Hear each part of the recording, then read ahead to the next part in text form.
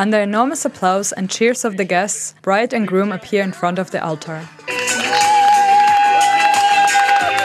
Reading their vows to one another and swearing each other eternal love, the couple exchanged their marriage rings. The couple had met each other over 5 years ago. Back then, the bride Tetiana visited her friend in Crimea and met Viktor, who back then served in the army. You know, when I saw him, I immediately knew that he was my man. No lie, since my childhood I have dreamt of having such a courageous and handsome man.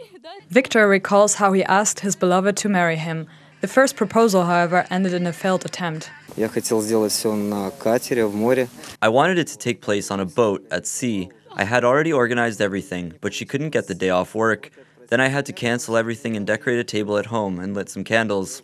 The couple had made plans to celebrate their wedding in the spring. By then, life had plans of its own. On November 25th of last year, Russian security forces fired at Ukrainian ships in the Kerch Strait and captured the entire crew of the vessels.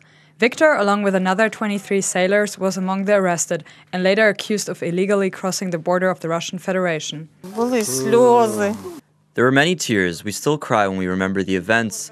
My wife at least could see him when she visited him. I wasn't able to see him at all. The first time he called me was from the airport.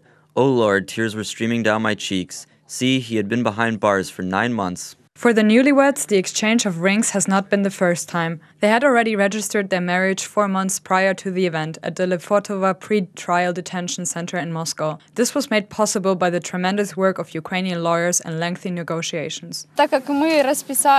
You know when and where we registered our marriage first. This is why this wedding is more like a holiday for us. Today is nothing else than pure bliss.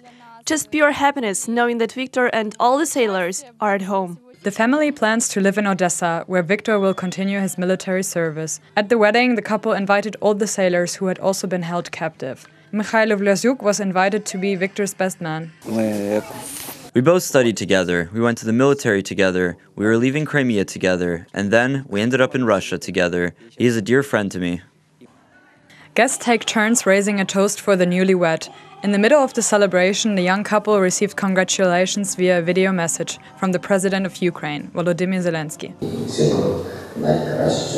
Best wishes, we are proud of you.